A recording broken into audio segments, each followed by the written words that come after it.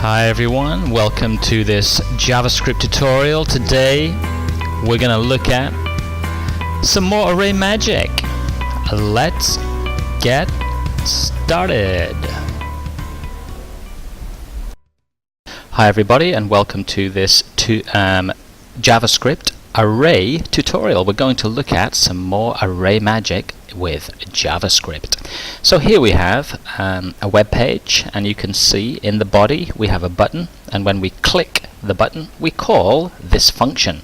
This function is defined in the script tags. Let's have a look at it.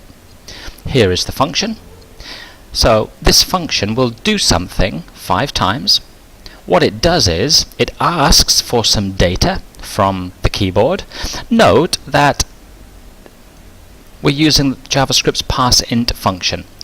So when I enter a number on the keyboard, JavaScript will imagine it's a string. But actually I want to tell JavaScript, could you make it a number please, and store it as a number in this variable. So we're getting some data from the keyboard, we're converting it to be a number, and then we're assigning it to a variable. Then we're going to push the contents of that variable into an array which I've called heights. Okay? Please note that I haven't declared this array inside the function. And the reason for that is maybe in my JavaScript I will have another function. For example, getHeights,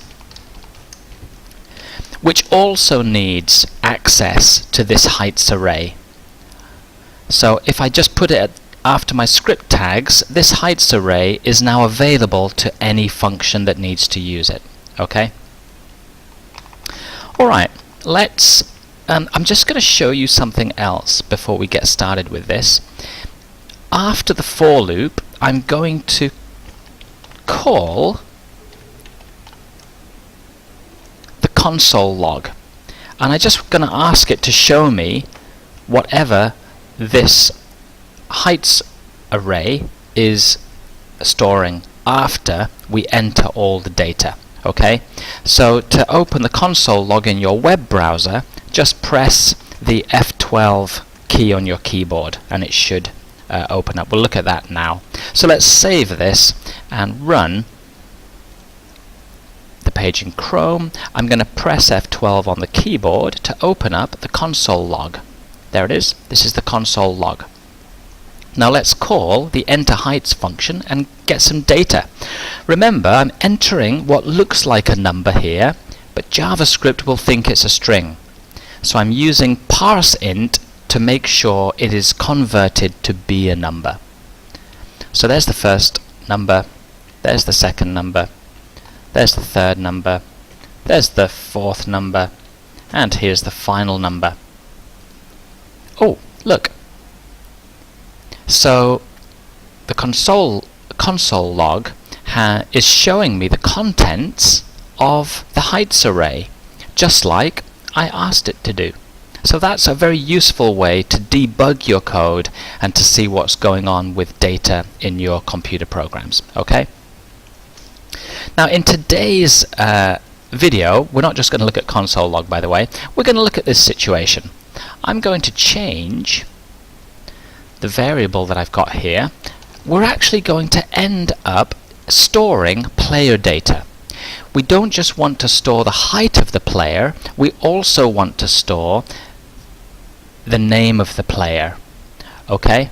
So let's just rename our function here, enter player data, and let's make sure that we update our onClick call to call that function.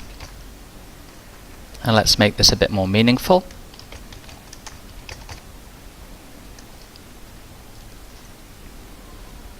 So the function for enter player data is still going to do something 5 times.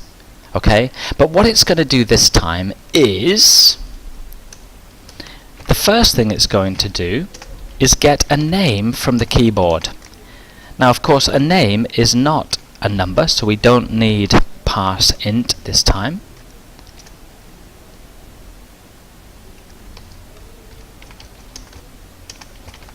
So there's the name of the player. Now we're going to get the height, so let's just use this again. We're going to use the prompt function to get the height, and we're going to wrap that with the parseInt function to convert it into a number. What we're going to do then is create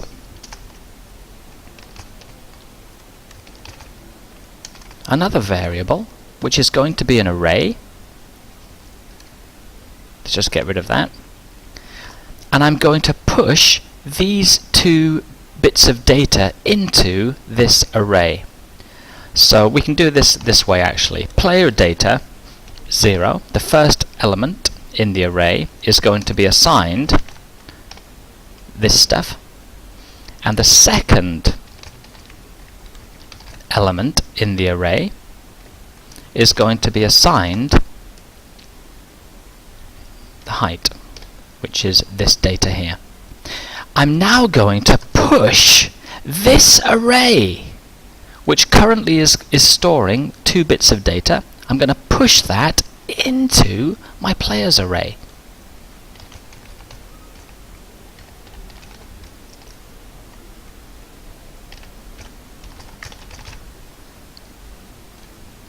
And I'll try and show you what that looks like now. So ultimately, what this array here is going to store is something like this.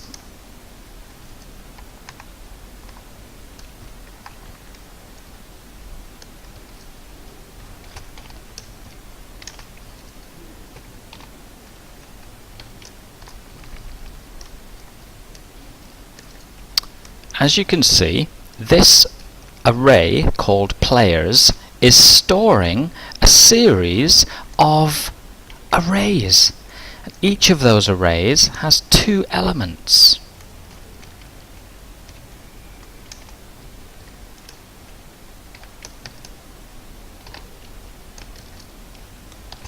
Just add a few more so we can really visualize what's going on here. I'll do one more just to make the set of 5.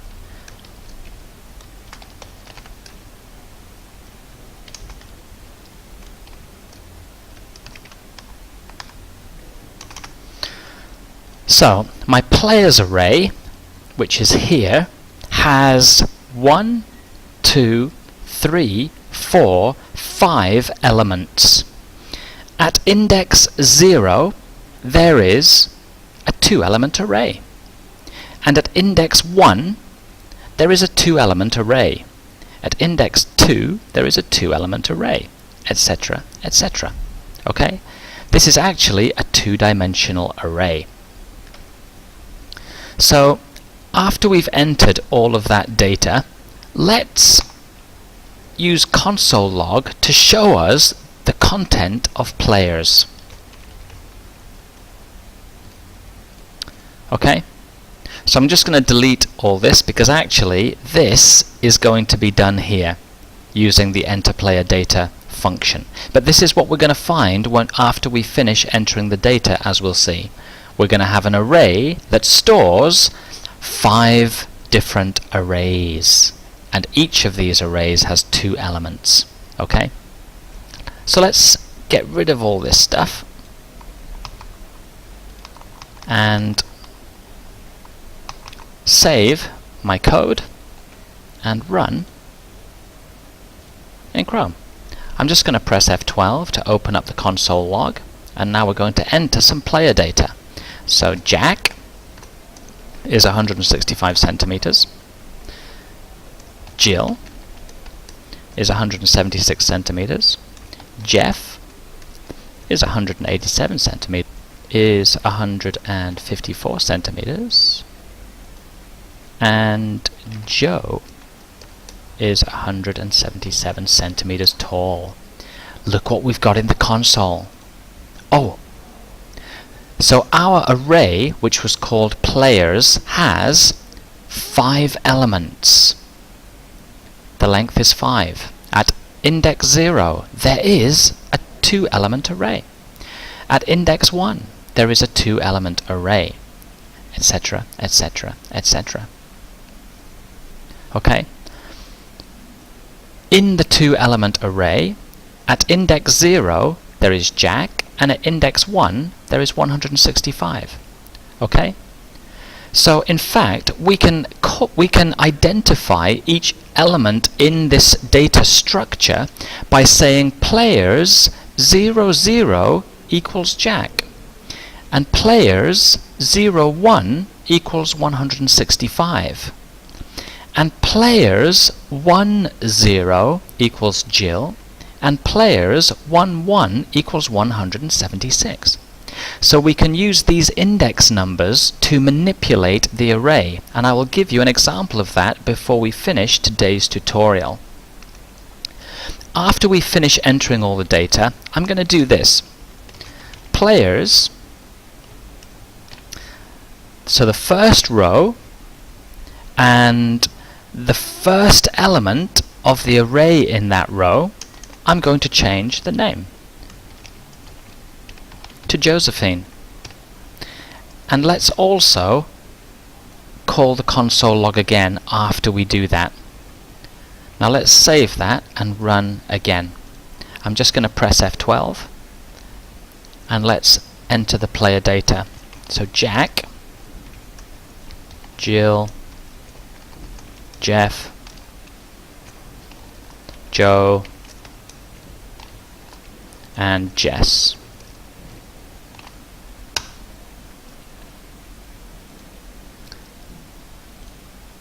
Now do you remember that I entered Jack as the first element, the first name, but this code here has updated that value to be Josephine. Okay? So that's how we can identify elements in a two-dimensional array using JavaScript.